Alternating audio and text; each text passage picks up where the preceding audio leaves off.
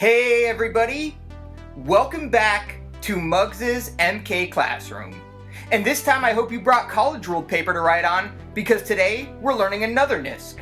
But this time we're upping the difficulty.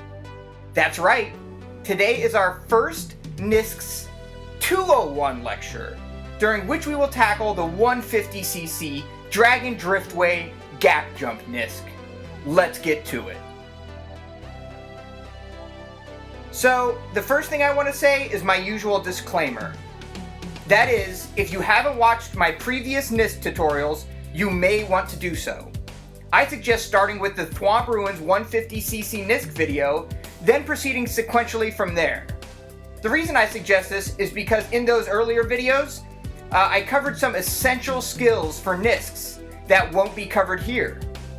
In particular, I outlined 4 skills that come up time and time again when performing NISCs. And those are 1.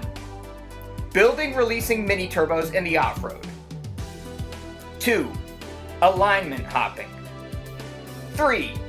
Neutral drifting. And 4. Soft drifting.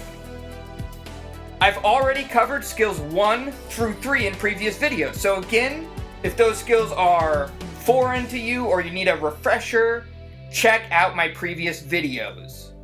That being said, let us now finally address skill number 4, soft drifting. Because that skill, plus skills 2 and 3, will all be needed to take down this Dragon Driftway NISC. But first, let me digress a bit. I'm getting ahead of myself and just show the NISC. I should do that first, so here's the NISC.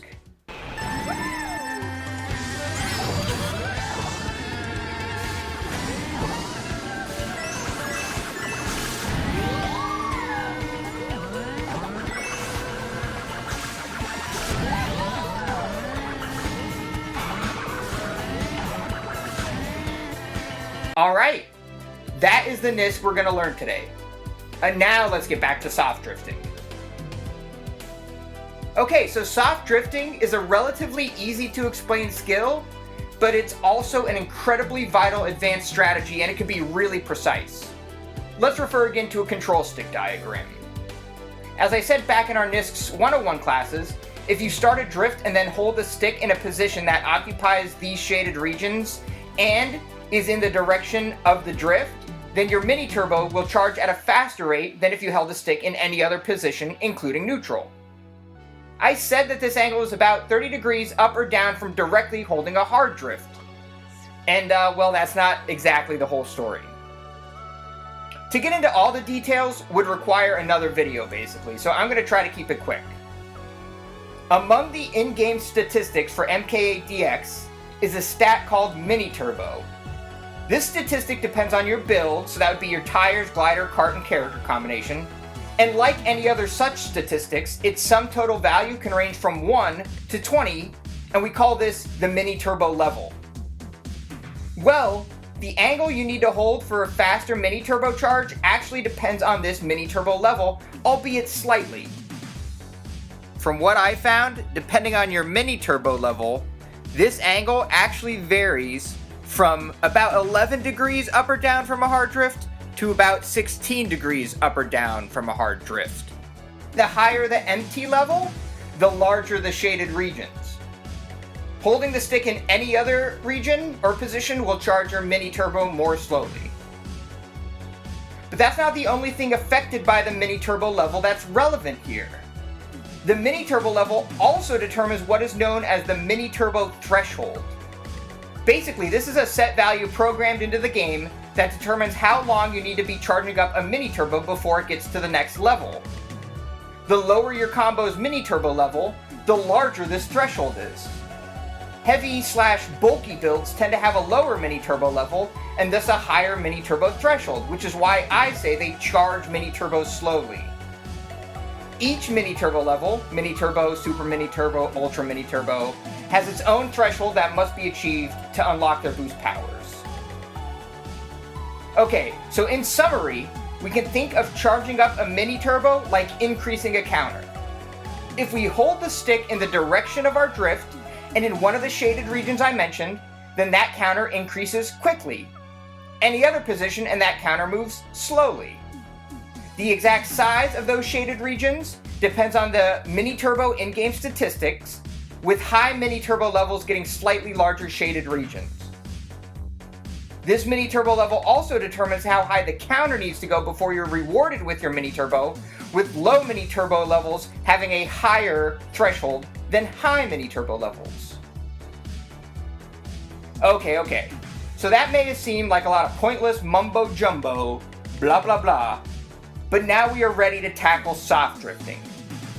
Soft drifting is simply when you are drifting and hold the left analog stick in a position in the shaded region, but not in a hard drift.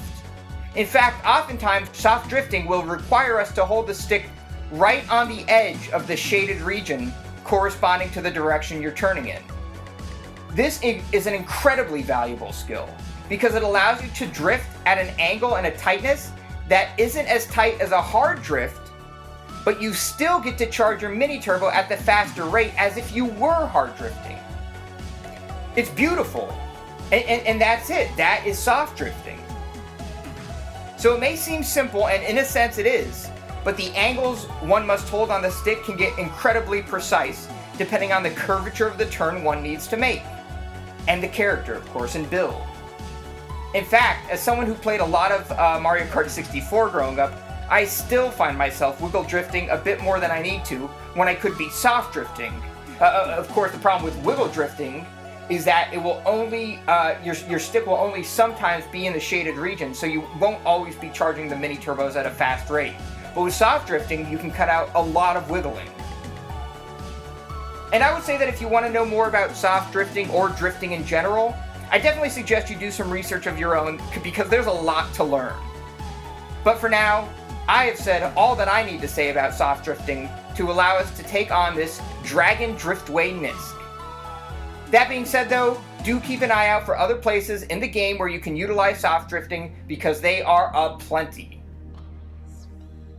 Okay, so let's finally jump into the details of how to execute this NISC. The first thing to discuss is build, but as we just discussed, each character has its own mini turbo level, given kart, tire, and gliders as well, ranging from 1 to 20.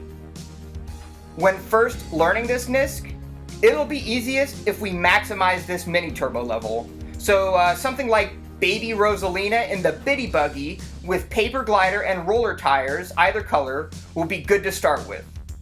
This build is one with a maximum mini turbo level. So start with this build, then slowly branch out to bigger, bulkier builds and different builds once you feel ready. One other quick thing to mention.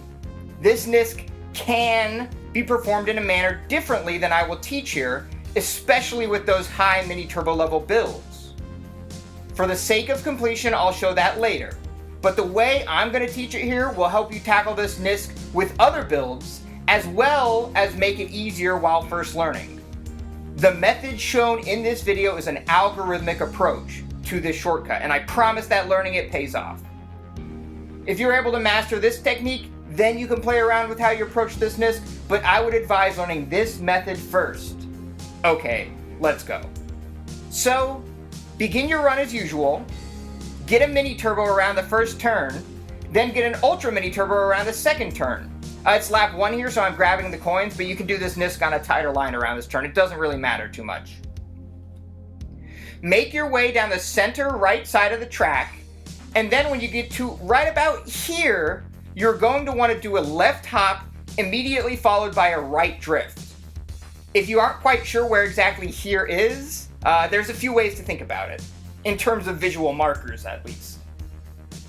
One way is to note that I start my hop about when the next to last hanging light fixture disappears from view.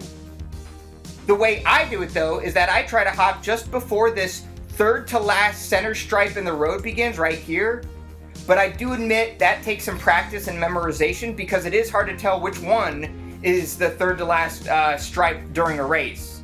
But then again, after running this portion of the track hundreds of times, you could probably do it this way. Another way to think about it is that you begin your left hop right about approximately when the road is starting to level out, i.e. the twist is going away. just find something that works for you. In my experience, the hop timing doesn't have to be perfect, but you do want it to be close and consistent.